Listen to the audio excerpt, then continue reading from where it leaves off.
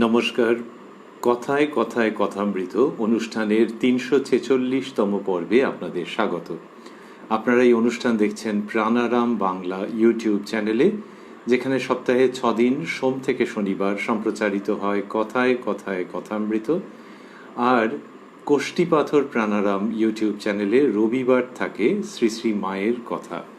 সবগুলি অনুষ্ঠানই শুরুর সময় রাত্রি ৯টা।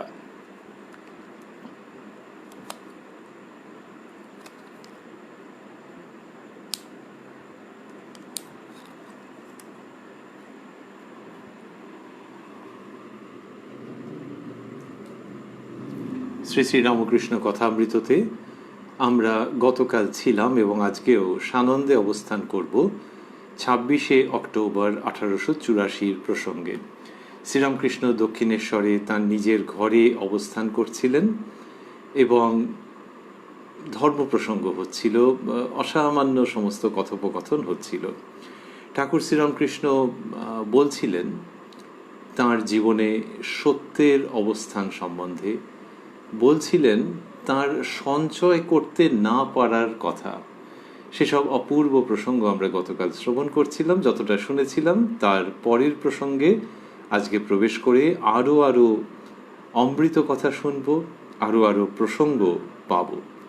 প্রবেশ করব শ্রী শ্রী রামকৃষ্ণ কথামৃততে, যার সূচনায় কথামৃতকার শ্রীযুক্ত মহেন্দ্রনাথ গুপ্ত বা শ্রীম বা মাস্টার মহাশয় উদ্ধৃত করেছেন, তব কথামৃতং তপ্ত জীবনং কবিভিরীড়িতং কল্মষাপহং শ্রবণমঙ্গলং শ্রীমদাততং ভুবি গৃণন্তি য়ে ভূরিদা জনাঃ।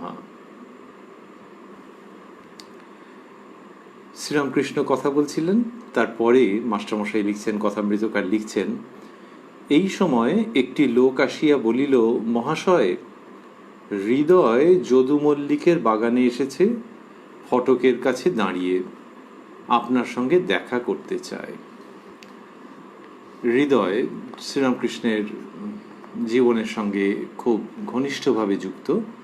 কথামৃততে মাস্টারমশাই পাদটিকায় লিখেছেন, হৃদয় মুখোপাধ্যায় সম্পর্কে ঠাকুরের ভাগিনেয়। ঠাকুরের জন্মভূমি কামারপুকুরের নিকট শিয়রে হৃদয়ের বাড়ি। প্রায় ২০ বর্ষ ঠাকুরের কাছে থাকিয়া দক্ষিণেশ্বরের মন্দিরে মা কালীর পূজা ও ঠাকুরের সেবা করিয়াছিলেন। তিনি বাগানের কর্তৃপক্ষীয়দের অসন্তোষ ভাজন হওয়াতে তাঁহার বাগানে প্রবেশ করিবার হুকুম ছিল না। হৃদয়ের মাতামহী ঠাকুরের পিসি। এই যে একজন এসে খবর দিলেন যে হৃদয় এসেছেন, হৃদয়রাম, এবং ফটকের কাছে দাঁড়িয়ে আছেন, আপনার সঙ্গে দেখা করতে চান। তারপরে মাস্টারমশাই লিখছেন, শ্রীরামকৃষ্ণ ভক্তদের বলিতেছেন, হৃদের সঙ্গে একবার দেখা করে আসি, তোমরা বসো। এই বলিয়া কালো বার্নিশ করা চটি জুতাটি পরে পূর্ব দিকের ফটক অভিমুখে চলিলেন। তাহলে পূর্ব দিকের ফটক মানে ওই যে দক্ষিণেশ্বর মন্দিরের যে মূল ফটক, সেটি তো ঠাকুরের ঘরের দিক থেকে যখন যাচ্ছেন পূর্ব দিকে মুখ করে যাচ্ছেন স্বাভাবিকভাবে।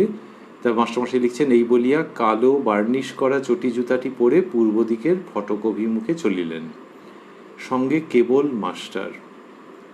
লাল সুরকির উদ্যান পথ, এটা কোনখানে? ঠাকুর শ্রীরামকৃষ্ণের ঘরের দিক থেকে যখন ওই মূল ফটকের দিকে যাচ্ছেন, তখন প্রথমেই লাল সুরকির উদ্যান পথ পাওয়া যাচ্ছে। এটি রানীমার বন্দোবস্ত ছিল, রানী রাসমণির বন্দোবস্ত ছিল, সেইভাবেই নির্মিত হয়েছিল। তাহলে আবারও ভাবছি যে ঠাকুর শ্রীরামকৃষ্ণের ঘর থেকে পূর্ব দিকের মূল ফটকের দিকে যখন এগোচ্ছেন, তখন কি সুন্দর লাল সুরকির উদ্যান পথ। সেই পথে ঠাকুর পূর্বাশ্ব হইয়া যাইতেছেন। পূর্বাশ্ব মানে পূর্ব দিকে মুখ করে। পথে খাজাঞ্চি দাঁড়াইয়াছিলেন, ঠাকুরকে প্রণাম করিলেন। দক্ষিণে উঠানের ফটক রহিল, সেখানে শ্বশ্রু বিশিষ্ট দৌবারিকগণ বসিয়াছিল। এই যে ঠাকুরের সঙ্গে মাস্টারমশাই যাচ্ছেন, ঠাকুর যাচ্ছেন শ্রীযুক্ত হৃদয়রামের সঙ্গে দেখা করতে, মাস্টারমশাইকে সঙ্গে নিয়েছেন। মাস্টারমশাই কিন্তু যখন যাচ্ছেন তখন মন্দিরের সব পরিবেশের বর্ণনা দিতে দিতে যাচ্ছেন। এটা একটা অসাধারণ ঘটনা, যে যদি এমনি একটা ভিডিও কাভারেজ হয় তখন ওরকম হতে পারে যে একাধিক ক্যামেরা যাচ্ছে সঙ্গে সঙ্গে। এবারে একটি ক্যামেরা কি করছে, ওই যে ঠাকুরকেই কভার করছে, আরেকটি ক্যামেরা ডান দিক বাঁ দিক দেখাচ্ছে, বা একটি বা দুটি ক্যামেরা দেখাচ্ছে। মাস্টারমশাই সেই কাজটিই করছেন প্রথমত। দ্বিতীয়ত হচ্ছে যে ঠাকুর তো যাচ্ছেন একটা উদ্দেশ্য নিয়ে, যে হৃদয়রাম এসেছেন দেখা করতে, তিনি প্রার্থী হয়ে আছেন তার সঙ্গে মিলিত হওয়ার জন্যে। তাহলে এখন ডান দিক বাঁদিকের অত কথা আসছে কেন? আসছে এই জন্যই যে মাস্টারমশাই দক্ষিণেশ্বর মন্দিরের পরিবেশকে অন্য চোখে দেখছেন, ভালোবাসছেন, হৃদয়কে সেইখানে লগ্ন করে দিচ্ছেন।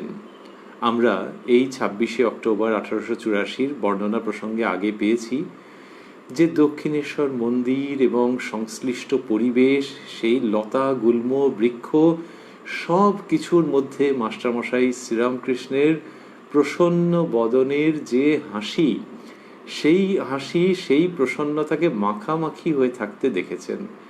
তো তারপরেই এই বর্ণনা আসছে তো ঠাকুর এগুচ্ছেন, আর মাস্টারমশাই ডান দিক বাঁ দিকের বর্ণনাও দিচ্ছেন। ওই যে লাল সুরকির উদ্যান পথ বললেন, তারপরেই বলছেন যে সেই পথে ঠাকুর পূর্বাশ্ব হইয়া যাইতেছেন, পথে খাজাঞ্চি দাঁড়াইয়াছিলেন, ঠাকুর প্রণাম করিলেন।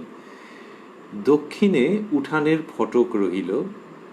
তাহলে দক্ষিণে মানে ঠাকুরের ডান হাতে, ওইটি তো ডান দিক। পূর্ব দিকে মুখ করে যদি কেউ যান তাহলে ডান দিক মানে হচ্ছে দক্ষিণ দিক। এইখানে কি রয়েছে বলছেন যে উদ্যানের ফটক রহিল, উঠানের ফটক রহিল। উঠানের ফটক রহিল এটি মানে কি, যে দক্ষিণ দিকে ওই দিকটাতে যদি ভাবা যায় তাহলে মা কালীর মন্দিরের যে উঠোন, বিস্তৃত উঠোন, তাহলে সেই উঠোনে যাওয়া সম্ভব? হ্যাঁ, যাওয়া সম্ভব, কিন্তু ওখানে দরজা রয়েছে। তাহলে আবারও ভাবছি যে ঠাকুরের ঘর থেকে সবে কেউ এগিয়েছেন পায়ে পায়ে, এইবার তিনি ডান দিকে তাকাচ্ছেন। ডান দিকে তাকালে কি হবে? ওখানে দরজা রয়েছে। সেই দরজা অতিক্রম করে গেলে তারপরে ঠাকুরের ঘরের যে দক্ষিণ পূর্বের টানা বারান্দা, তারপরে সিঁড়ি দিয়ে নেমে উঠান। তো সেই উঠানে যেতে গেলে এইখান দিয়ে যেতে হবে। তো ওইখানে দৌবারিক অর্থাৎ যারা পাহারা দিচ্ছেন তারা ওখানে বসে আছেন। তা বললেন যে দক্ষিণে উঠানের ফটক রহিল, সেখানে শ্বশ্রু বিশিষ্ট দৌবারিকগণ বসিয়াছিল। দাড়িওয়ালা, দাড়ি রয়েছে সেরকম সব দারোয়ানজি তাঁরা বসে রয়েছেন ওইখানটাতে। এটা মাস্টারমশাই লিখছেন। বামে কুঠি, ওই যে যেটিকে আমরা কুঠি বাড়ি বলি, স্বাভাবিকভাবে এবারে মিলে যাবে যে বাঁদিকে কুঠি বাড়ি, তার পরিচয়ও দিচ্ছেন মাস্টারমশাই। বামে কুঠি, বাবুদের বৈঠকখানা। আগে এখানে নীলকুঠি ছিল, তাই কুঠি বলে। তৎপরে এবারে আরও এগোচ্ছেন। তৎপরে পথের দুই দিকে কুসুম বৃক্ষ, অদূরে পথের ঠিক দক্ষিণ দিকে গাজীতলা ও মা কালীর পুষ্করিণীর সোপানাবলী শোভিত ঘাট। তাহলে যখন এই বাঁদিকে কুঠিবাড়িকে রেখে আর ডান দিকে ওই উঠোনের দরজাকে রেখে আর একটু এগোলেন, তখনই কি হলো, যে সব গাছপালা দেখতে পাওয়া যাচ্ছে। তৎপরে পথের দুই দিকে কুসুম বৃক্ষ, ফুলের গাছ রয়েছে, আর একটু পরে দক্ষিণ দিকে গাজীতলা। তাহলে গাজীতলা রয়েছে ওখানটাতে, মুসলমানদের উপাসনা স্থল, সেটা তখনও পৌঁছননি। তাহলে কুঠিবাড়ি এবং গাজীতলার মাঝামাঝি কোনো একটি জায়গাতে দাঁড়িয়ে মাস্টারমশাই যেন এই বর্ণনা, দাঁড়িয়ে তো থাকেননি কিন্তু ওই জায়গার থেকে এরকমভাবে দেখছেন যে আর একটুখানি গেলেই ডান দিকে ওই গাজীতলা পড়বে। বললেন যে অদূরে পথের ঠিক দক্ষিণ দিকে গাজীতলা ও মা কালীর পুষ্করিণীর সোপানাবলী শোভিত ঘাট। ওই গাজীতলা, তার থেকে আরেকটু যদি দক্ষিণ দিকে তাকানো যায়, মানে এখন যেখানে রেল আছে, ট্রেনের লাইন আছে, ওই দিকে যদি তাকানো যায় তাহলেই ওই মন্দিরের বড় পুকুর দেখতে পাওয়া যাবে। আজকাল অনেকে ওইখান দিয়ে ঢোকেন, ওইখান দিয়ে ঢোকার পথ নির্দিষ্ট হয় অনেক সময়, ওই পুকুরের পাশ দিয়ে দিয়ে দিয়ে দিয়ে এসে আবার ঢুকতে হয়। তো ওই গাজীতলার মানে যখন দেখছেন গাজীতলা ডান দিকে, আরও ডান দিকে অর্থাৎ দক্ষিণ দিকে ওই পুকুর। সেই পুকুরটি কী জন্য মাস্টারমশাই লিখছেন, বাম গাজীতলা ও মা কালীর পুষ্করিণীর সোপানাবলী শোভিত ঘাট। মা কালীর পুষ্করিণী, মায়ের বাসনপত্র ইত্যাদি মাজা হতো, মায়ের সেবার বিভিন্ন কাজে ওই পুকুরের জল ব্যবহার করা হতো, মা কালীর পুকুর। মা কালীর পুষ্করিণীর সোপানাবলী শোভিত ঘাট। সব সিঁড়ি আছে এবং সিঁড়িতে পুকুরের শোভাও খুব বর্ধিত হয়েছে। তাহলে পুকুর, এমনি পুকুর থাকলে একরকম, আর ঘাট বাঁধানো আছে, সিঁড়ি রয়েছে, দেখতে খুব চমৎকার লাগছে। সোপানাবলী, অনেকগুলো সিঁড়ি, সোপানাবলী শোভিত ঘাট। তাহলে মা কালীর পুষ্করিণীর সোপানাবলী শোভিত ঘাট এটি ওখানেতে রয়েছে। তাহলে ওখান থেকে পেরিয়ে গেলে এইবার মূল ফটকের দিকে মাস্টারমশাই সেইটা লিখছেন। ক্রমে পূর্ব দ্বার, বাম দিকে দারোবানদের ঘর ও দক্ষিণে তুলসী মঞ্চ। তাহলে মূল ফটকের আগে কি হলো, বাঁ দিকে দারোয়ানজি যারা তাদের ঘর ছিল, আর ডান দিকে রয়েছে তুলসী মঞ্চ। উদ্যানের বাহিরে আসিয়া দেখেন যদুমল্লিকের বাগানের ফটকের কাছে হৃদয়ে দণ্ডায়মান। তাহলে উদ্যানের বাইরে দক্ষিণেশ্বর মন্দির থেকে বেরোলেন, বেরিয়ে দেখলেন এটা কীরকম হলো, যদুমল্লিকের বাগানের ফটকের কাছে। তার মানে হচ্ছে যে ওখান থেকে বেরিয়ে যে ডান দিকের যে রাস্তাটি, যেটি আবার এখন জেটি ঘাট যেটা, সেটার দিকে চলে গেছে, মহামণ্ডল, ওইখানে ওই দিকে যাওয়ার ওই মুখটাতে একটি কোনো ফটক ছিল, যার জন্যে যদুমল্লিকের বাগানের ফটকের কাছে হৃদয় দণ্ডায়মান। এখন গেট আছে, সেটা হচ্ছে ওই দিকে যে মন্দির আছে সেইখানে গেট আছে, এখানে তো গেট নেই। কিন্তু ঠাকুর যখন দক্ষিণেশ্বর মন্দির থেকে মূল ফটক থেকে বেরোচ্ছেন তখনই তো হৃদয়কে পাচ্ছেন, হৃদয়রামকে পাচ্ছেন। তাহলে ওইখানটাতে ফটক ছিল, যদুমল্লিকের বাগানের ফটকের কাছে হৃদয় দণ্ডায়মান। এটি শ্রীরামকৃষ্ণ দেখছেন ওই রানীমার মন্দিরের মূল ফটক থেকে বেরিয়ে।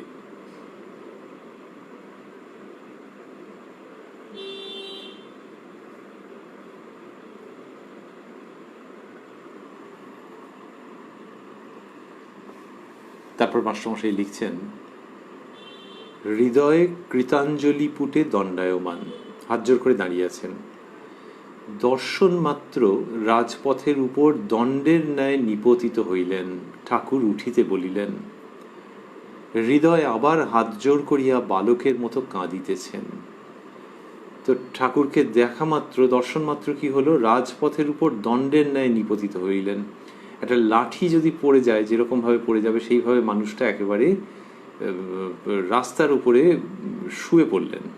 এবারে চকিতে এটা ঘটল। ঠাকুর উঠিতে বলিলেন। হৃদয় আবার হাত জোর করিয়া বালকের মতো কাঁদিতেছেন। হাত জোর করে কাঁদছেন, এতে বাচ্চাদের মতো, মানে ওই সেই ভেউ ভেউ করে কাঁদা, সেরকমভাবে কাঁদছেন। কি আশ্চর্য, মাস্টারমশাই লিখছেন, কি আশ্চর্য, ঠাকুর শ্রীরামকৃষ্ণও কাঁদিতেছেন। চক্ষের কোণে কয়েক ফোঁটা জল দেখা দিল। তিনি অশ্রুবাড়ি হাত দিয়া মুছিয়া ফেলিলেন, যেন চক্ষে জল পড়ে নাই। এ কি, যে হৃদয় তাকে কত যন্ত্রণা দিয়াছিল তার জন্য ছুটে এসেছেন আর কাঁদছেন। মাস্টারমশাই এই জন্যই অবাক হচ্ছেন। তিনি তো সব জানেন, ঠাকুরের কাছে শুনেওছেন, যে ওইভাবেই জেনেছেন যে হৃদয়রাম কি যন্ত্রণা দিয়েছেন ঠাকুর শ্রীরামকৃষ্ণকে। ঠাকুরও একটু বলবেন, পরে আছে। তা সেই যে যন্ত্রণা দিয়েছেন, তা তিনি যখন কেঁদে ফেলেছেন তখন ঠাকুরের চোখেও জল দেখা দিল। তাতে মাস্টারমশাই খুব অবাক হয়ে যাচ্ছেন। কি আশ্চর্য, ঠাকুর শ্রীরামকৃষ্ণও কাঁদিতেছেন, চক্ষের কোণে কয়েক ফোঁটা জল দেখা দিল। মাস্টারমশাই যখন দেখছেন ঠাকুরকে, দর্শন করা বলি আমরা অনেক সময়, এই যেন দর্শন করাকেও ছাপিয়ে যায়। দর্শন করা বললে একটু যেন কীরকম দূরত্ব, দেবতা এই ব্যাপারটা থাকে, সেটি খুব ভালো, শব্দটিও চমৎকার। তো এখানে দেবতা রূপেও তাকে দেখছেন, আর বড় ভালোবাসার সঙ্গে দেখছেন, যে আহা, একে ওরকম কষ্ট দিয়েছিলেন উনি, তা কিন্তু ওনার চোখের জল দেখে ইনিও এখন কেঁদে ফেললেন। খুব ভালোবাসার দৃষ্টি। তিনি চক্ষের কোণে কয়েক ফোঁটা জল দেখা দিল। তিনি অশ্রুবাড়ি হাত দিয়া মুছিয়া ফেলিলেন, যেন চক্ষে জল পড়ে নাই। এ কি, যে হৃদয়ে তাকে অত যন্ত্রণা দিয়াছিল তার জন্য ছুটে এসেছেন আর কাঁদছেন। শ্রীরামকৃষ্ণ, এখন যে এলি, হৃদয় কাঁদিতে কাঁদিতে তোমার সঙ্গে দেখা করতে এলাম, আমার দুঃখ আর কার কাছে বলবো। শ্রীরামকৃষ্ণ সান্ত্বনার্থ সহাস্যে, হাসি হাসি মুখে বলছেন, সেটা সান্ত্বনা দেওয়ার জন্য। শ্রীরামকৃষ্ণ সান্ত্বনার্থ সহাস্যে, সংসারে এইরূপ দুঃখ আছে, সংসার করতে গেলেই সুখ দুঃখ আছে। মাস্টারকে দেখাইয়া, এরা এক একবার তাই আসে, এসে ঈশ্বরীয় কথা দুটো শুনলে মনে শান্তি হয়। তোর কিসের দুঃখ? হৃদয়ে কাঁদিতে কাঁদিতে, আপনার সঙ্গ ছাড়া তাই দুঃখ। মাস্টারমশাই এই শব্দগুলিকে স্থূলাক্ষরে দিয়েছেন। আপনার সঙ্গ ছাড়া তাই দুঃখ।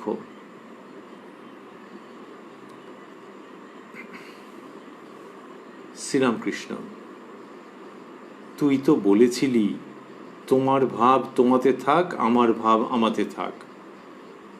হৃদয়, হ্যাঁ তা তো বলেছিলাম, আমি কি জানি। এই যে শ্রীরামকৃষ্ণ বলছেন, এটি হচ্ছে তাঁর জীবনের ওই কষ্টের সময়, দুঃখের সময়। তিনি কিছু গায়ে মাখতেন না, তাও ওই কষ্টটা বলেছেন একাধিকবার, যে হৃদয় এইভাবে করে কষ্ট দিয়েছে। তিনি যেমন সেবা করেছেন হৃদয়রাম, তেমনি ঠাকুরকে ব্যঙ্গ তুচ্ছ তাচ্ছিল্য করেছেন, কটু কথা বলেছেন, খুব ভেতরে আঘাত দেওয়ার মতো সেইগুলো বলেছেন। তো ঠাকুর শ্রীরামকৃষ্ণ বললেন, যখন হৃদয়রাম বলছেন যে আপনার তোমার ভাব তোমাতে থাক, আমার ভাব আমাতে থাক, এই কথা হৃদয়রাম বলেছিলেন, সেটা ঠাকুর দুঃখের সঙ্গে উল্লেখ করছেন। হৃদয়, হ্যাঁ তা তো বলেছিলাম, আমি কি জানি। তা এই আমি কি জানি মানে দুরকম অর্থ হয়, যে আমার মুখ দিয়ে যা বেরিয়েছে সে কি আর বুঝে বলেছি, আর একটা হচ্ছে যে তখন বলে দিয়েছিলাম, কিন্তু তারপর জীবনের যে এই অবস্থা হবে তা কি জানি। শ্রীরামকৃষ্ণ, আজ এখন তবে আয়, আর একদিন তখন বসে কথা কহিব। আজ এখন তবে আয়, আর একদিন তখন বসে কথা কহিব। আজ রবিবার, অনেক লোক এসেছে, তারা বসে রয়েছে। এবার দেশে ধান টান কেমন হয়েছে? হৃদয়, হ্যাঁ তা একরকম মন্দ হয় নাই। শ্রীরামকৃষ্ণ যে এইসব কথা বলছেন হৃদয়রামের সঙ্গে, সেগুলো ফটকের বাইরে দাঁড়িয়ে, কারণ মন্দিরে ঢোকবার হৃদয়রামের তো অনুমতি নেই। শ্রীরামকৃষ্ণ, আজ তবে আয়, আর একদিন আসিস। হৃদয় আবার সাষ্টাঙ্গ হইয়া প্রণাম করিল। ঠাকুর সেই পথ দিয়া ফিরিয়া আসিতে লাগিলেন, সঙ্গে মাস্টার। তো ঠাকুর এরকম বলাতে হৃদয়রাম সাষ্টাঙ্গ প্রণাম করে চলে গেলেন, এবং সাষ্টাঙ্গ প্রণাম করলেন। ঠাকুর সেই পথ দিয়ে ফিরে আসছেন, সঙ্গে মাস্টার। সেই পথ দিয়া, এই পথের বিবরণ আগে দিয়েছেন তো মাস্টারমশাই। এবার লিখছেন তিনি, শ্রীরামকৃষ্ণ মাস্টারের প্রতি, আমার সেবাও যত করেছে, যন্ত্রণাও তেমনি দিয়েছে। আমি যখন পেটের ব্যারামে দুখানা হাড় হয়ে গেছি, কিছু খেতে পারতুম না, তখন আমায় বললে, এই দেখো আমি কেমন খাই, তোমার মনের গুণে খেতে পারো না। আবার বলতো, বোকা, আমি না থাকলে তোমার সাধুগিরি বেরিয়ে যেত। একদিন এরকম করে যন্ত্রণা দিলে যে পোস্তার উপর দাঁড়িয়ে জোয়ারের জলে দেহত্যাগ করতে গিয়েছিলাম। ঠাকুর খুব রুদ্ধ যন্ত্রণার থেকে এই কথাগুলি বলছেন। হৃদয়রাম কেন এরকম করতেন বলা মুশকিল। অনেক সময় হয় যে একটা আধিপত্য বোধ, একাধিপত্য বোধ, যে আমি দেখছি, আমার কথা শুনতে হবে, আর যেখানটা না শুনছে সেখানে রেগে যাচ্ছে। আর একেবারে নিকটাত্মীয় তো ভাবছে কি এমন একটা বড় কিছু বলছে। এই সব মিলিয়ে কাছাকাছি থাকলে অনেক সময় মহিমা বুঝতে পারা যায় না, সাধারণ মানুষ বোধ হয়। আর এখানে ভগবান অবতীর্ণ হয়েছেন, তাতে যদি শুধুই মানুষ বুদ্ধি হয়ে গেল তাহলে খুব দুর্ভাগ্যজনক। কিন্তু হয়, মহামায়ার লীলা। ভাবছেন যে এরও তো শরীর খারাপ হয়, এরও পেটের কষ্ট হয়, একেও অনেকবার ছুটতে হয়, আমাদেরই মতো। এই যে বোধটা যেই এসে যাচ্ছে, তার উপরে একাধিপত্য, যে আমি যা বলবো সেরকমভাবেই চলতে হবে, তা নাহলে তোমাকে কে সামলাবে, কে তোমায় দেখবে, এইসব নানান রকম মিলে মানবীয় ক্ষুদ্রতা এক্ষেত্রে খুব দুর্ভাগ্যজনক, যে দেবতার সঙ্গ ছাড়া। তো শ্রীরামকৃষ্ণ বললেন যে এইভাবে বলেছে, একদিন এরকম করে যন্ত্রণা দিলে যে পোস্তার উপর দাঁড়িয়ে জোয়ারের জলে দেহত্যাগ করতে গিয়েছিলাম। তার মানে মাস্টারমশাই এগুলো জানতেন না, আগে ঠাকুর কখনো বলেননি, কিন্তু আজকে হৃদয়রামকে দেখে ওইগুলো সব মনে পড়ে গেছে। তারই কিছু অংশ মাস্টারমশাইকে বলেছেন। মাস্টার শুনিয়া অবাক, বোধ হয় ভাবিতেছেন কি আশ্চর্য, এমন লোকের জন্য ইনি অশ্রুবাড়ি বিসর্জন করিতেছিলেন। ওইটা তো হয় যে যে কিনা ওরকম কষ্ট দিয়েছে, তারপরে মন্দিরের কর্তৃপক্ষের বিরাগ ভাজন হয়েছে, সে অফ হয়ে গেছে, তাহলে তাকে দেখলে তো আবার ওইগুলো মনে পড়ে যাওয়ার কথা যে এইরকম সব করতো, তো তখন তো একজন স্টিফ হয়ে থাকার কথা, কিন্তু ইনি তার জন্য চোখের জল ফেলতেন। এটা হয় নাকি এমনিতে? বোধ হয় ভাবিতেছেন, মাস্টার শুনিয়া অবাক, বোধ হয় ভাবিতেছেন কি আশ্চর্য, এমন লোকের জন্য ইনি অশ্রুবাড়ি বিসর্জন করিতেছিলেন। এটা লিখলেন। এর মধ্যে একটা অন্যরকম ব্যাপার আছে, সেটা হচ্ছে যে ঠাকুর যে ওইখানে নিয়ে গেলেন, ঘরের মধ্যে অনেক লোক রয়েছে, তো হৃদয়রামের সঙ্গে দেখা করবার জন্যে মাস্টারমশাইকে সঙ্গে নিয়ে গেলেন। তাহলে ওই যে অতজন লোকের মধ্যে থেকে মাস্টারমশাইকে সঙ্গে নিয়ে যাচ্ছেন। আর অনেক সময় হয় কি যে নিজের লোক তো আত্মীয়, যদিও ঠাকুর সর্বত্যাগী, তাহলেও আত্মীয় তো, তার সঙ্গে কি কথা হচ্ছে সেটা একটুখানি গোপন মতো তো লোকে অনেক সময় রাখে। কিন্তু মাস্টারমশাইয়ের কাছে আর তিনি কি গোপন করছেন, তো মাস্টারমশাইকে নিয়ে গেলেন। বাট স্টিল মাস্টারমশাই, it's evident that he happen to be one of the chosen few, যে যাকে মনে করেছেন যে হ্যাঁ একে নিয়ে যাওয়া যায়। আবার মাস্টারমশাইয়ের সঙ্গে ফিরছেন, শুধু ফিরছেন তাই নয়, কখনো কখনো লোকের হয় যে নিজেদের মধ্যেকার ব্যাপার ওই যা হয়ে গেল গেল, এবার অন্য প্রসঙ্গ, তা নয়, মাস্টারমশাইয়ের সঙ্গে শেয়ারও করছেন যে হৃদয়রাম এরকম কষ্ট দিয়েছে করছে। এই যে শেয়ার করছেন, এইটি তাহলে কার সঙ্গে করে লোকে? যাকে খুব গুরুত্ব দেওয়া হয়, যাকে খুব আপনার জন মনে করা হয়। এই মাস্টারমশাই কে? মহেন্দ্রনাথ গুপ্ত। এইখানটাতে হচ্ছে কি, মাস্টারমশাই বহু ক্ষেত্রে করেছেন, আমরা আগেও দেখেছি, অন্য নাম এর মধ্যে দিয়ে দিয়েছেন, মণি কি অন্য কোনো নাম দিয়েছেন, তার মানে যে এই বই লিখেছে সে নয়, এরকম একটা ভঙ্গি। অসত্য কথা বলেননি, কিন্তু ওই একটা অনিশ্চয়তা, একটা অস্পষ্টতা ইচ্ছে করে তৈরি করে রেখেছেন শ্রীরামকৃষ্ণকে স্পষ্ট রূপে দেখাবেন বলে। এখানে কিন্তু মাস্টার কথাটা লিখলেন, যে মাস্টারকে তিনি নিয়ে গেলেন, মাস্টারের সঙ্গে ওই রাস্তা দিয়ে ঠাকুর সেই পথ দিয়া ফিরিয়ে আসিতে লাগিলেন, সঙ্গে মাস্টার। কিন্তু যে কিনা মাস্টারমশাইকে চেনে না, যার পক্ষে সময় লাগবে যে শ্রীম মানে হচ্ছে ইনি ভেতরকার মাস্টারমশাই, নাও তো হতে পারে যে শ্রীম একজন, তিনি উপস্থিত ছিলেন, আর মাস্টার আর একটা অন্য চরিত্র যে কিনা প্রায়ই থাকছে। তো এইসব করে তো গুলিয়ে টুলিয়ে দেওয়ার চেষ্টা করেছেন। এইবারে যে ব্যক্তি কিনা ওটা জানবে না, সেই ব্যক্তি এইখানটাতে এসে কি ভাববে, যেখানে লিখছেন মাস্টার শুনিয়া অবাক, বোধ হয় ভাবিতেছেন কি আশ্চর্য, এমন লোকের জন্য ইনি অশ্রুবাড়ি বিসর্জন করিতেছিলেন।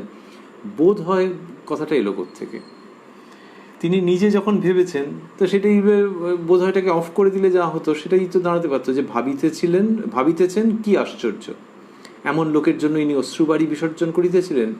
কিন্তু বোধ হয় বলাতে আবার ধোঁয়া তৈরি হয়ে গেল। তার মানে আরেকজন যদি, যেমন রিপোর্টার, কোনো একজন সংবাদদাতা বা দাত্রী, তিনি যদি দেখেন, তাহলে কি হবে, যে এই লোকটা শুনে অবাক হয়ে গেছে, ওই যে লোকটা ঠাকুরের সঙ্গে সঙ্গে গেছে, সেই লোকটা ওই ঠাকুর যখন ওইসব বলছেন শুনে অবাক হয়েছে। দেখো না, চোখ মুখ দেখলে বোঝা যাচ্ছে অবাক হয়েছে। মনে হয় লোকটা ভাবছে যে কি আশ্চর্য, যে এমন লোকের জন্য ইনি কাঁদছেন। এই লোকটাকে দেখে, যে শুনছে তাকে দেখে এরকম মনে হচ্ছে। এটা অন্য কোনো ব্যক্তি লিখলে তখন ওই বোধ হয় শব্দ দুটো থাকবে, মাস্টারমশাই সেইটা লিখছেন।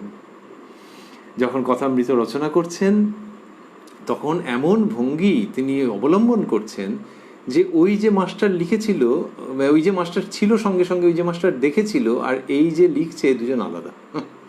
এটা হলে যেরকমভাবে হয়, একেবারে নিষ্পৃহভাবে একটা দূরত্ব থেকে দেখা এবং লেখা, এই সেই ভঙ্গি পুরো কথামৃতের মধ্যে রয়েছে। এটার মধ্যে আত্মবিলোপ আছে, বিনয় আছে, আর সবচেয়ে বড় কথা হচ্ছে ঠাকুর শ্রীরামকৃষ্ণকে তুলে ধরা আছে। ঠাকুর শ্রীরামকৃষ্ণকে তুলে ধরা আছে। যখন লাইটিং করা হয় কোনো জায়গায়, তখন দেখা হয় যে কোনোভাবে কোনো ছায়া পড়ছে কিনা। ছায়া সাধারণত পড়েই, আপনারা যে এখন ছবি দেখছেন ছায়া আছে, কিন্তু যখন খুব সফিস্টিকেটেড কোনো ভিডিওগ্রাফি হয়, ফিল্মিং হয়, তখন সব সময় দেখা হয় যে কোনোভাবে কোনো ছায়া যেন না পড়ে। মাস্টারমশাই শ্রীরামকৃষ্ণের যে আলেখ্য ফুটিয়ে তুলছেন, তাতে দেখছেন যে ভুলেও যেন আমার ছায়া না পড়ে, সেইটা কথামৃতের অঙ্গলক্ষণ। এখানে বললেন বোধ হয় ভাবিতেছেন। তারপরে লিখছেন মাস্টারমশাই ওই প্রসঙ্গগুলোর পরে, শ্রীরামকৃষ্ণ মাস্টারের প্রতি, আচ্ছা অত সেবা করত, তবে কেন ওর এমন হলো? ছেলেকে যেমন মানুষ করে সেই রকম করে আমায় দেখেছে, সেই রকম করে আমাকে দেখেছে।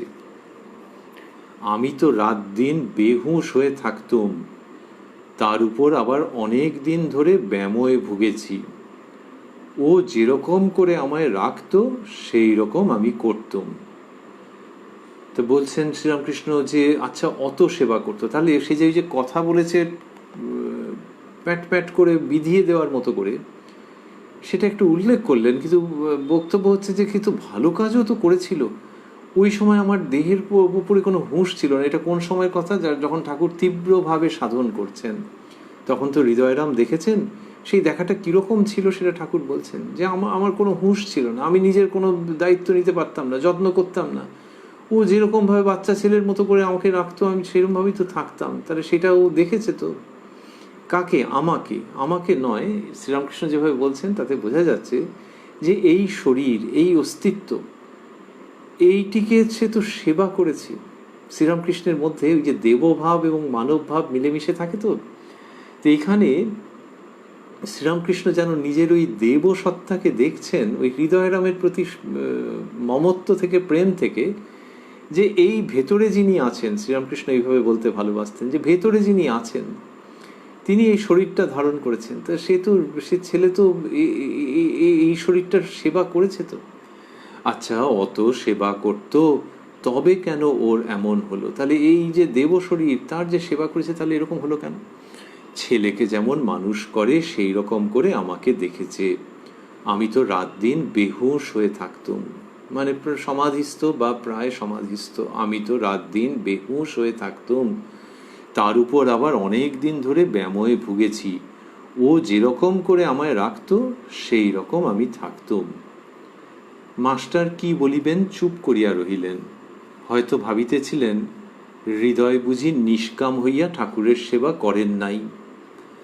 হয়তো ভাবিতেছিলেন হৃদয় বুঝি নিষ্কাম হইয়া ঠাকুরের সেবা করেন নাই। মাস্টারমশাই রিকনসাইল করতে পারছেন না, মেলাতে পারছেন না, যে হ্যাঁ ঠাকুর যা বলছেন বুঝতে পারছি, ঠিকই তো মনে হয়, কিন্তু অত সেবা করলেও বোধহয় নিষ্কাম হয়ে করেননি, সেই জন্য হয়েছে। এটা মাস্টারমশাই কী করে জানলেন? দুটো দিক থেকে। এক হচ্ছে যে নিষ্কাম না হয়ে করলে ওরকম হওয়া সম্ভব, আর ঠাকুরের কাছ থেকে হৃদয়রামের প্রসঙ্গ যেটুকুনি শুনেছেন, মাস্টারমশাই বুদ্ধিমান বিচক্ষণ ব্যক্তি, তার থেকে ওটা অনুমান করেছেন সঙ্গতভাবেই। নিষ্কাম হয়ে করেননি মানে দুটো দিক। একটা হচ্ছে ওই যে তিনি একাধিপত্য একটা বিস্তার করবার চেষ্টা করছেন, যে আমি যা বলবো সেরকম হবে। এই সব লোকজন আসছে, আমাকে কম ঝক্কি পোয়াতে হয়, তাহলে এবার আমি যা বলবো, ডান দিকে যেতে বললে ডান দিক, বাঁ দিকে যেতে বললে, সেন্স অফ ডমিনেশন যখন এসে যাচ্ছে, ওইটা একটা কামনা। তো ওটাতে যে আমি রাজ করব, মানুষের যখন ক্ষমতা থাকে না, অথচ ক্ষমতার প্রতি লোভ রয়েছে, এই সংস্কার সেখান থেকে, যে হ্যাঁ এনার কাছে অনেক বড় বড় লোক আসে বটে, কিন্তু আমি যেরকমভাবে বলবো সেরকমভাবে চলে, আর সেরকম যদি না চলে তখন রাগ হয়ে গেল। এটি একটি দিক। আরেকটি হচ্ছে যে স্থূল অর্থেও ছিল, যেসব বড় বড় লোকেরা আসে, তো তাহলে বড় বড় লোকেরা মামার কাছে আসছে, তাহলে একটু এইসব লোকেদের একটু হাতে টাতে রাখা, কখন কি কাজে লেগে যায়, আর তারা জিনিসপত্র নিয়ে আসবে, করবে। কিন্তু দেখছেন যে মামা মহাত্যাগী, কারুর কোনো জিনিস কি গ্রহণই করেন না, বরং কেউ দিতে এলে তাকে একেবারে সাংঘাতিক রকমভাবে নিরস্ত করেন, হয়তো তিরস্কার করে পাঠিয়ে দেন। ওই একটা স্থূল ইচ্ছে, যে লোকজন তো ভালোই আসছে।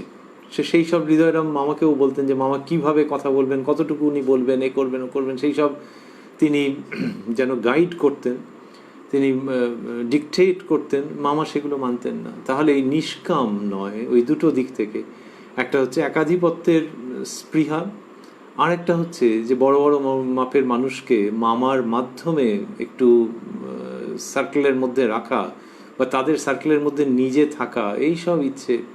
তা সেগুলো তো মাস্টারমশাই শুনেছেন ঠাকুরের কাছে, কিঞ্চিত ইঙ্গিত, এখন ঠাকুর যখন বলছেন যে কেন এরকম হলো, হৃদয়ের এত সেবা করেছে, তখন মাস্টারমশাই এরকমভাবে বলছেন যে ভাবছেন যে হৃদয় বুঝি নিষ্কাম হইয়া ঠাকুরের সেবা করেন নাই। এটা তার মনে হয়েছে। এখানেও রয়েছে যে মাস্টার কি বলিবেন, চুপ করিয়া রহিলেন। তাহলে অন্য কেউ যদি দেখেন, তিনি দেখবেন যে এই লোকটা চুপ করে রয়েছে। তারপরে লিখছেন, হয়তো ভাবিতেছিলেন হৃদয় বুঝি নিষ্কাম হইয়া ঠাকুরের সেবা করেন নাই। তাহলে ওই আবারও রিপোর্টার যদি দেখেন, তিনি ভাববেন যে কি ভাবছে বলুন তো, ভাবছে হয়তো এটা ভাবছে।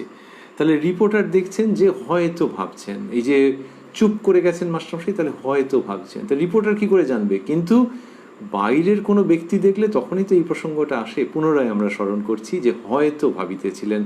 হয়তোটাকে পুরো অফ করে দিলে তো ঠিকঠাক হতো মনে হচ্ছে, যে ভাবিতেছিলেন, কিন্তু না, ঠিকঠাক নয়। এটা একেবারে সম্পূর্ণাঙ্গ হচ্ছে যখন মাস্টারমশাই লিখছেন হয়তো ভাবিতেছিলেন, একটা শব্দ সংযোজন করছেন, তা দিয়ে নিজেকে মুছে ফেলবার যে পূর্ণাঙ্গ প্রয়াস, সেইটা আমাদের ভেতরে দাগ কেটে যাচ্ছে।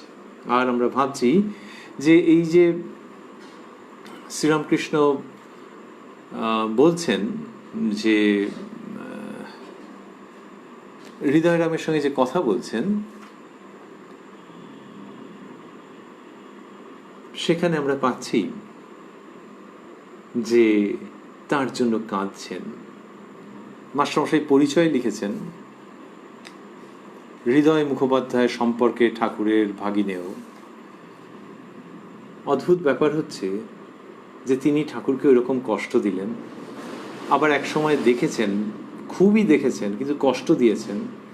তারপরে যখন তিনি এসছেন, ঠাকুরের পক্ষে তো তখন তাকে অ্যাকসেপ্ট করা মুশকিল আছে, কারণ মন্দিরে ঢোকাবেন কি করে, তো কর্তৃপক্ষের বারণ আছে। কিন্তু ঠাকুর ওই যে তার জন্য যে কাঁদলেন, কেঁদে ফেললেন ওর কান্না দেখে। আরেকটা হচ্ছে যে হনন করে যখন চলে আসছেন ওখান থেকে আর কি, ঘরের দিকে ফিরছেন, তখনও ভাবতে পারতেন যে দ্যাটস আ পাস্ট চ্যাপ্টার। তা নয়, তিনি বলছেন এরকম কষ্ট টষ্ট দিয়েছে, কিন্তু দেখো এত সেবা তো করেছে, তাহলে কেন এরকম হলো? তার মানে মনের মধ্যে এই ব্যথাটা কোথাও যেন একটা ঋণ করছে যে এটা কষ্ট তার জন্য। মাস্টারমশাইয়ের কাছে ওইটা বলছেন।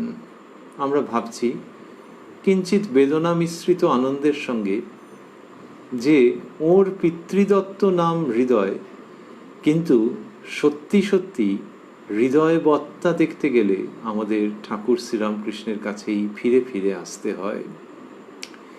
মাস্টারমশাই লিখছেন, শ্রীযুক্ত মহিমাচরণ প্রভৃতি ছাড়া কয়েকটি কোন্নগরের ভক্ত আসিয়াছেন। ঘরের মধ্যেকার দৃশ্য, শ্রীযুক্ত মহিমাচরণ প্রভৃতি ছাড়া কয়েকটি কোন্নগরের ভক্ত আসিয়াছেন।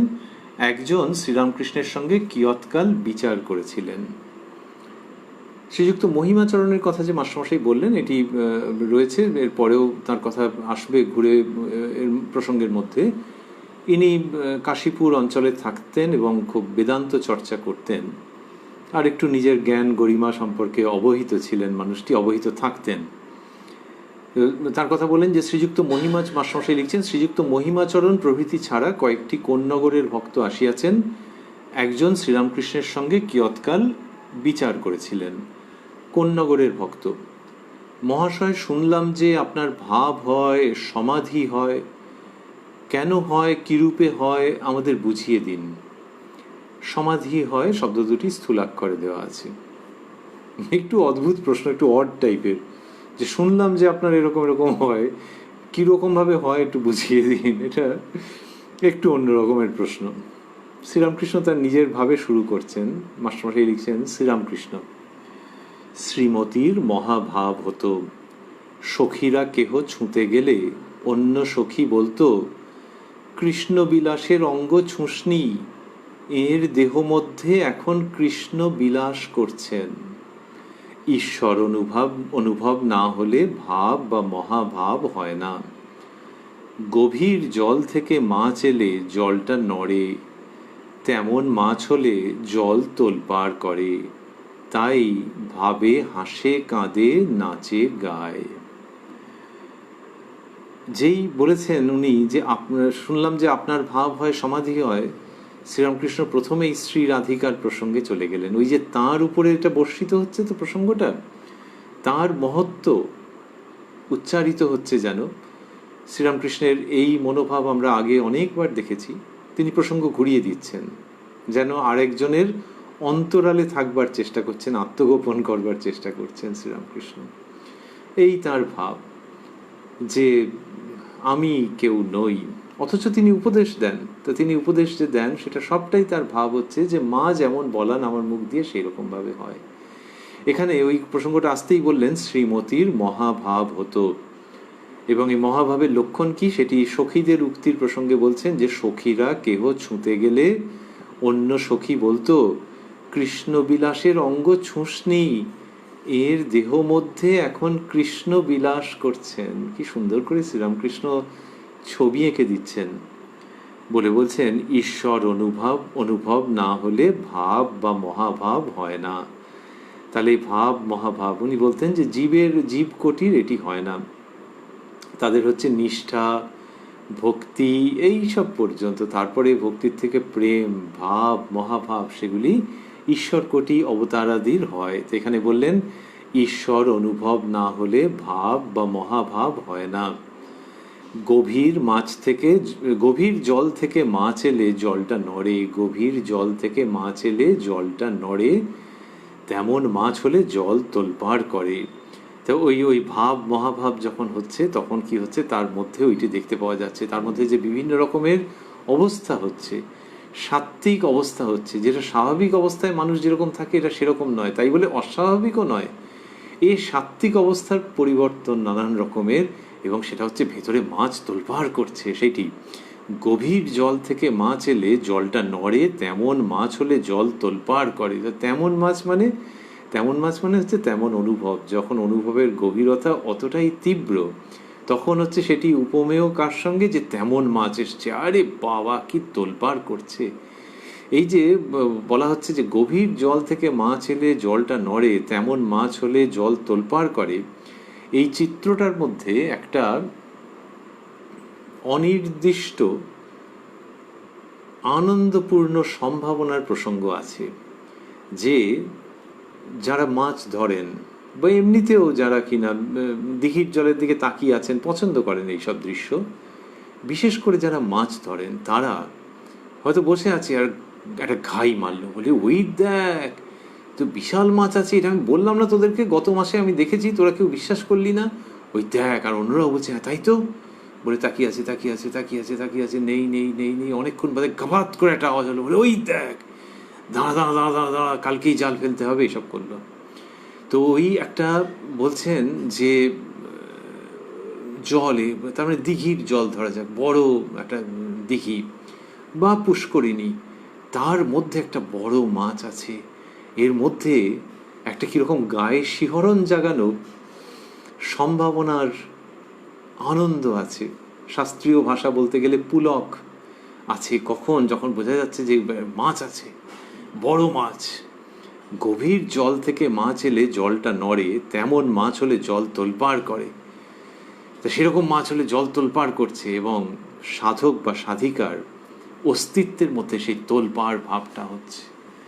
তখন তিনি গাইছেন, তিনি নাচছেন, উদ্দাম নৃত্য করছেন, তার মধ্যে সিংহের শক্তি।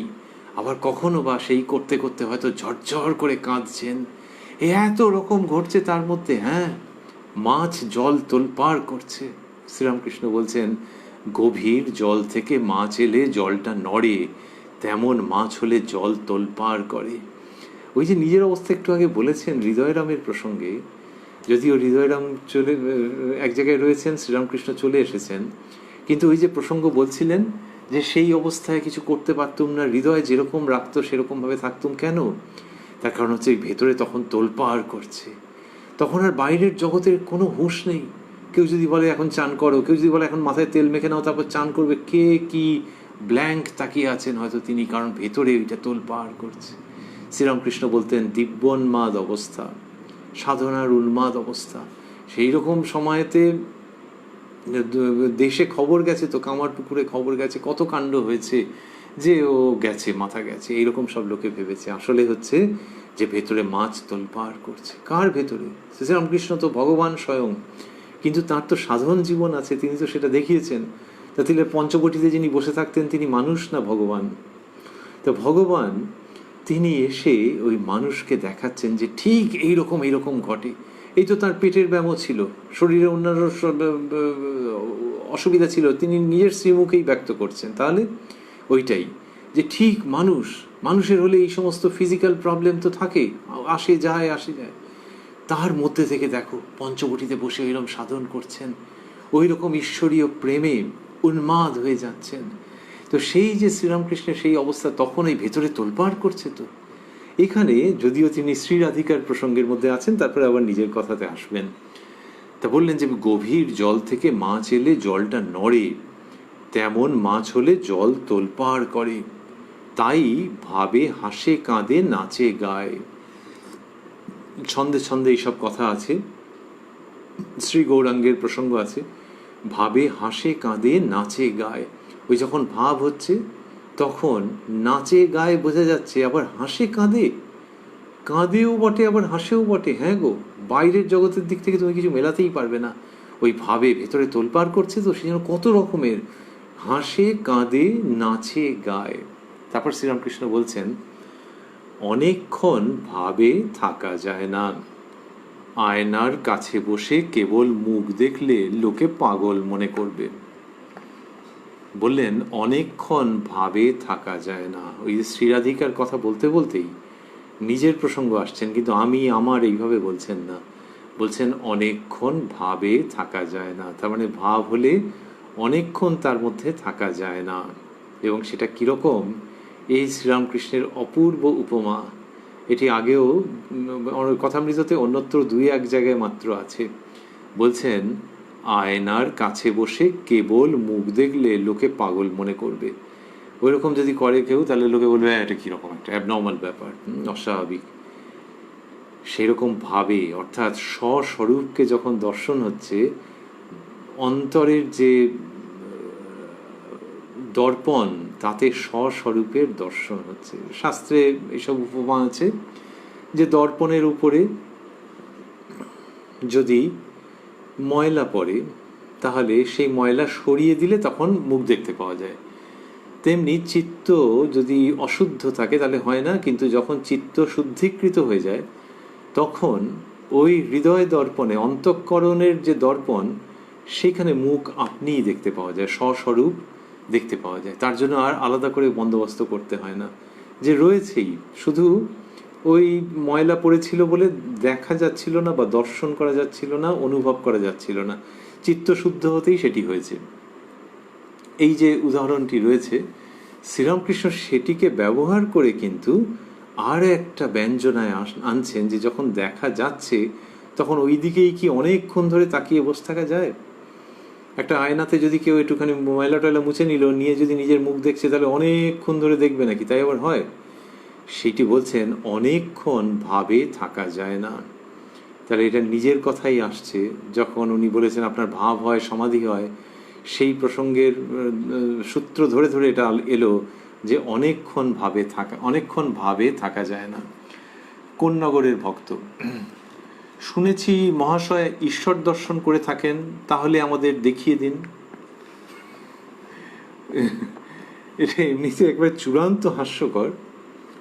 মনে হয় যে এই জিনিস বলেছিলেন তার মধ্যে কিছুটা সিরিয়াসনেস ছিল। সবটা তো লেখায় প্রকাশ পায় না। একটা লোককে দেখলে, তার কথাবার্তা শুনলে অনেক সময় বোঝা যায় যে হয় সিরিয়াসনেস আছে, অথবা একটু বাচ্চাদের মতো, মানে ছেলে মানুষই করে প্রশ্ন করেছে। একে একেবারে মজা করলে বা বকে টকে দিলে খারাপ লাগবে। এটা ছেলে মানুষই সিরিয়াসনেসের মতো কিছু একটা আছে।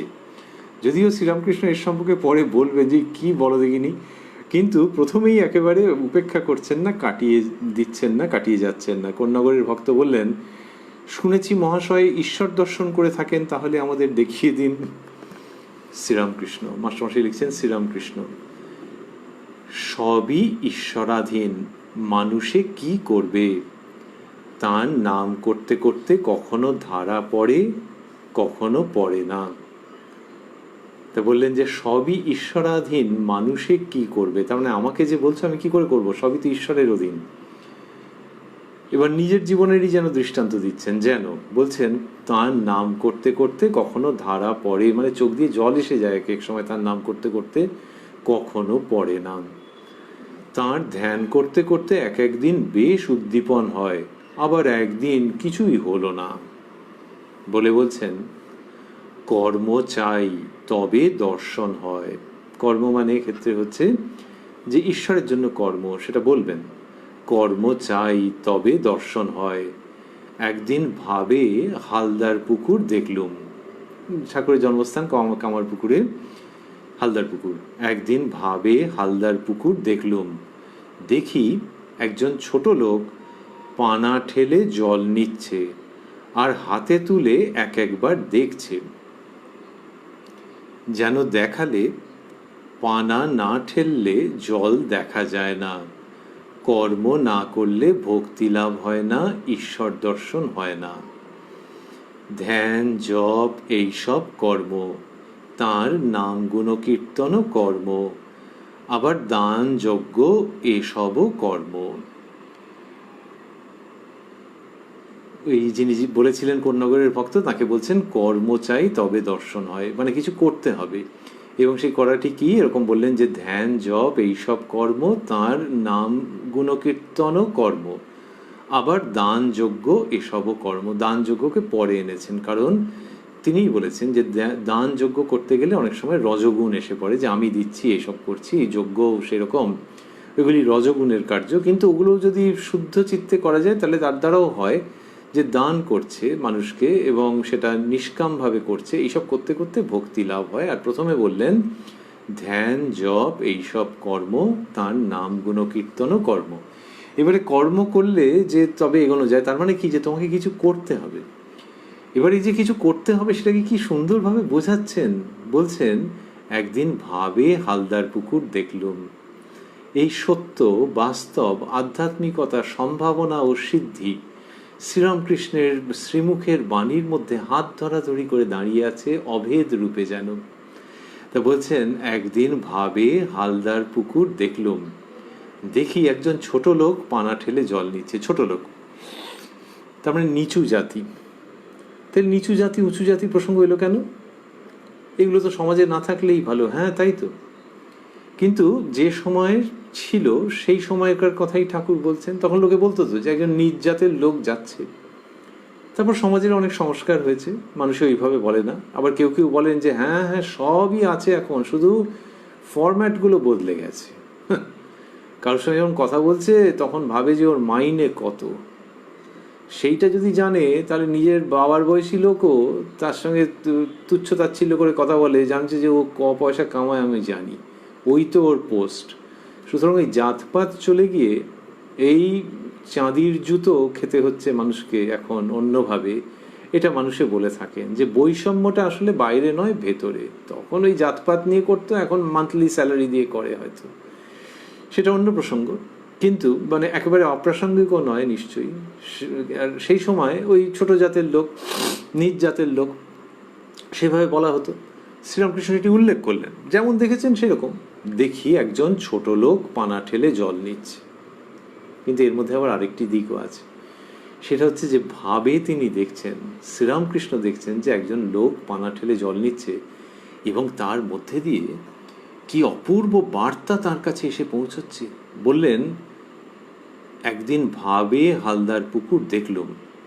এই যে ভাবে দেখছেন মানেই তার বক্তব্য হচ্ছে, বিভিন্ন সময় আমরা দেখেছি যে মা দেখাচ্ছেন, জগৎ কারণ যিনি তিনি দেখাচ্ছেন। এখানেও একটু বাদেই দেখবো যে প্রসঙ্গের মধ্যে ছিল বা আছে। তা সেইটা যখন হচ্ছে যে তাঁর ইচ্ছায় এরকম দেখছি আমি, এইরকম দর্শন হচ্ছে, সেখানে যখন ছোট লোক বলা হচ্ছে তখন এই বর্ণনা সূত্রে তিনি কিন্তু বড় লোকে রূপান্তরিত হচ্ছেন। যে ঠাকুর শ্রীরামকৃষ্ণ ভাবে তাকে দেখেছেন, সেই শ্রীরামকৃষ্ণ যিনি কম বয়সে একেবারে গোঁ ধরে ছিলেন এবং সেটাকে সফল করে ছাড়লেন, যে উপনয়নের পর কামারদের বাড়ির বউ ধনী কামারনি তার হাত থেকে ভিক্ষা নেবেন। তো ওই ছোটকে খুব স্বাভাবিকভাবে কি করে বড় করা যায়, কিভাবে সমাজকে সংস্কৃত করা যায়, শ্রীরামকৃষ্ণের জীবন দেখলে সেটি শিখতে হয় আনন্দের সঙ্গে। সেই তিনি তো এইসব কথা বলছেন। দেখি একজন ছোট লোক পানা ঠেলে জল নিচ্ছে আর হাতে তুলে এক একবার দেখছে। দৃশ্যটিও কি সুন্দর, যে জল নিচ্ছে, পানাটা ঠেলে ঠেলে, আগেকার দিনের পুকুর তো এরকমই অবস্থা, যে জল ভালো, লোকে বলতো কাকচক্ষু জল, তো সেই রকম যে জল, সেটা পানাটা ঠেলে ঠেলে জল নিচ্ছে, আর জলটা মাঝে মাঝে দেখছে একজন ছোট লোক। এটিও শিহরণ জাগানো বর্ণনা, যে ছোট লোক এটার মধ্যে রয়েছে। কোনো ব্রাহ্মণ সন্তান, মুনি ঋষি সাধু সন্ত এরকমভাবে বলছেন না। তার মানে হচ্ছে, পুনরায় আমরা স্মরণ করছি যে এটা অন্তর্জগতের কথা হচ্ছে গো, বাইরের খোলটার নয়। এবং বাইরের খোলটার সঙ্গে ওটা নিরপেক্ষ অন্তর্জগতের স্বর্ণ সম্ভাবনা। তো সেই মানুষটা, ছোট লোক, শ্রীরামকৃষ্ণের উক্তিতে তিনি সরিয়ে সরিয়ে দেখছেন, জল নিচ্ছেন, আর হাতে তুলে এক একবার দেখছে। কি অপূর্ব বর্ণনা! পুরো যেন থমথমে হয়ে আছে আনন্দে। এমনিতে লোকে বলে যে ভয়ে থমথমে হয়ে আছে, এটা আনন্দে থমথমে হয়ে আছে, সম্ভাবনায় জমজম করছে। বলছেন যে দেখি একজন ছোট লোক পানা ঠেলে জল নিচ্ছে আর হাতে তুলে এক একবার দেখছে, যেন দেখালে। এই যে আমি যেরকম দেখছি, যে যিনি দেখিয়েছেন তিনি কি দেখাতে চেয়েছেন বলবো, কি মনে হয়েছে, যেন দেখালে। কি অপূর্ব যে মা দেখাচ্ছেন, সেটি শ্রীরামকৃষ্ণ বলছেন তো, যেন দেখালে পানা না ঠেললে জল দেখা যায় না, কর্ম না করলে ভক্তি লাভ হয় না, ঈশ্বর দর্শন হয় না। তাহলে যে যেন দেখালে, যে ওইটা দেখিয়েছেন, এবং সেটা কি, যে পানা না ঠেললে জল দেখা যায় না। কি সুন্দর! জল, জলের অন্য নাম জীবন। আর শ্রীরামকৃষ্ণ অধ্যাত্ম জীবনের কথা বলছেন, যে পানা না ঠেললে হয় না, জল দেখা যায় না। এবং এই পানা ঠেলতে গেলে তো একটুখানি কষ্ট লাগে। যারা এই পানা ঠেলেছেন তারা জানেন যে হালকা নয়, ফুঁ দিলাম আর বেরিয়ে গেল, তা তো নয়, রীতিমতো একটু কষ্ট করতে হয়। তো এই পানা ঠেলে তারপরে জল পাওয়া যাচ্ছে, জল রয়েছে, পানার জন্য দেখা যাচ্ছিল না। কি অসাধারণ সাদৃশ্য আনছেন! তো বললেন যে পানা না ঠেললে জল দেখা যায় না, কর্ম না করলে ভক্তি লাভ হয় না, ঈশ্বর দর্শন হয় না। তো এই কর্ম করবার কথা বলছেন। তারপরে বললেন ধ্যান, জপ, এইসব কর্ম, তার নাম গুণকীর্তন কর্ম, আবার দান যজ্ঞ, এসবও কর্ম। মাখন যদি চাও তবে দুধকে দই পাততে হয়, তারপর নির্জনে রাখতে হয়, তারপর দই বসলে পরিশ্রম করে মন্থন করতে হয়, তবে মাখন তোলা যায়। বলছেন মাখন তোলার উদাহরণ আনছেন, যে মাখন যদি চাও তবে দুধকে দই পাততে হয়। তাহলে মাখন চাইলে বললেন যে দুধকে দই পাততে হবে, এবারে ওই দই পেতে তার মন্থন, তারপর নির্জনে রাখতে হয়, তারপর দই বসলে পরিশ্রম করে মন্থন করতে হয়, তবে মাখন তোলা যায়। তাহলে দুধ থেকে মাখন তোলার যে আগেকার পদ্ধতি কি সুন্দর ছিল, চার্নিং যেটা করা হতো, সেইটার কথা বলছেন, যে তার জন্য তো খাটতে হলো, তারপর যখন মাখন উঠলো তখন ভালো। তো এই মাখন তোলা, তা মাখন তোলাটা কী জন্য শ্রীরামকৃষ্ণ উদাহরণ দিয়েছেন, এই উদাহরণ প্রসঙ্গেই বলেছেন অন্যত্র, যে সংসার হচ্ছে যেন জল, আর মনটি দুধ, একসঙ্গে যদি রাখো ওই দুধে জলে মিশে যাবে। কিন্তু দুধ থেকে যদি তুমি মাখন তুলে ওই জলেই রাখো তাহলে ভাসবে, লিপ্ত হবে না। তো এখানে বলছেন সেইটি, যে ওটার জন্য খাটতে হবে, তো নির্জনে করতে হবে, তারপর পরিশ্রম করে মন্থন করতে হবে। এই সব প্রসঙ্গ তিনি বলছেন ওই কোন্নগরের ভক্ত মানুষটিকে। কি সুন্দর করে জায়গাটি এগুচ্ছে। এটি শ্রীরামকৃষ্ণ যখন বলছেন, তারপরে মহিমাচরণ বাবু কিছু বলবেন, এবং বলতে প্রসঙ্গটি একটু অন্যদিকে যাবে, এর সঙ্গে বিরোধ নেই, কিন্তু যেন একটু স্টিয়ার্ড হয়ে যাবে, হয়ে আরেকটি পথ নেবে, যেটিও খুব আনন্দের, খুব শিক্ষণীয়, এবং যথারীতি শ্রীরামকৃষ্ণের শ্রীমুখে মৌলিকভাবে যেন উচ্চারিত। সেটি আমরা শুনব যখন শ্রীরামকৃষ্ণের কৃপা সাপেক্ষে আবারও আনন্দের সঙ্গে আমরা মিলিত হব এই অনুষ্ঠানে আগামীকাল প্রাণারাম বাংলা ইউটিউব চ্যানেলে, যেখানে সপ্তাহে 6 দিন সোম থেকে শনিবার সম্প্রচারিত হয় কথায় কথায় কথামৃত, আর কোষ্ঠীপাথর প্রাণারাম ইউটিউব চ্যানেলে রবিবার থাকে শ্রী শ্রী মায়ের কথা। সবগুলি অনুষ্ঠানই শুরুর সময় রাত্রি 9টা। আমরা রয়েছি উদ্বোধন কার্যালয়ে প্রকাশিত শ্রী শ্রী রামকৃষ্ণ কথামৃতের 683 পৃষ্ঠায়, রয়েছি 26শে অক্টোবর 1884 প্রসঙ্গে। এই দিনের প্রসঙ্গে আমরা দেখলাম শ্রীরামকৃষ্ণের সঙ্গে শ্রীযুক্ত হৃদয়রামের মিলনের প্রসঙ্গ। শ্রীরামকৃষ্ণের উক্তি হৃদয়রামের সামনে এবং তার ঘরের দিকে প্রত্যাবর্তনের সময় মাস্টারমশাইয়ের সঙ্গে, এবং তারপরে দেখলাম কোন নগরের ভক্ত তিনি এসে একটুখানি মজার প্রশ্ন, আমাদের কাছে মজা লেগেছে, কিন্তু শ্রীরামকৃষ্ণ কি সুন্দর করে ধরে ধরে ধরে ধরে তার উত্তর দিয়ে যাচ্ছেন। ওই জলের মধ্যে মাছের ঘাই মারার প্রসঙ্গ, সেটিকে তিনি নিয়ে এলেন এবং জল তোলপাড় হয়ে যাওয়ার কথা, আর বললেন যে কিছু কর্ম করতে হয়। সেই সূত্রে তিনি পানা ঠেলার কথা, পানা ঠেলে জল দেখা, জল পাওয়া, সেটির প্রসঙ্গ বললেন, এবং তারপরে দুধের মধ্য থেকে মন্থন করে মাখন তোলার কথা বললেন। এই সব কথা হয়ে যাচ্ছে তো ওই একটু হালকা চালে করা প্রসঙ্গের বা প্রশ্নের উত্তরে, প্রশ্নটি ভালো কিন্তু বড্ড হালকা চালে করেছেন কোন নগরের ভক্ত। কোন নগরের বহু ভক্ত মানুষ শ্রীরামকৃষ্ণের কাছে আসতেন। বর্তমান কোন নগরেও ঠাকুর শ্রীরামকৃষ্ণের নামে কত মানুষ নিজেদের জীবন যাপন করছেন আনন্দের সঙ্গে, হয়তো কোনো সংঘের সঙ্গে যুক্ত হয়ে আছেন। ভারী ভালো জায়গা। নামটি কোন নগর কীভাবে এসেছে আমরা জানি না, জানা নেই, হয়তো একটা ইতিহাস আছে। একটু নামটাকে ভাঙলে দাঁড়ায় কোন নগর। সুতরাং নামের উৎপত্তির ইতিহাস যাই হয়ে থাকুক না কেন, এবং এই ভক্ত মানুষটি যা ভেবেই প্রশ্ন করে থাকুন না কেন, শ্রীরামকৃষ্ণ যখন বলছেন তখন ওই কোন নগরের মানুষটির কাছে কোন নগর সেখানকার সন্ধান তিনি বাতলে দিচ্ছেন। সেই নগর যেটি মানুষের আপনার জায়গা, যেটি মানুষের নিজ নিকেতন। এটি কথামৃতের মধ্যে ঘন ঘন ঘটছে।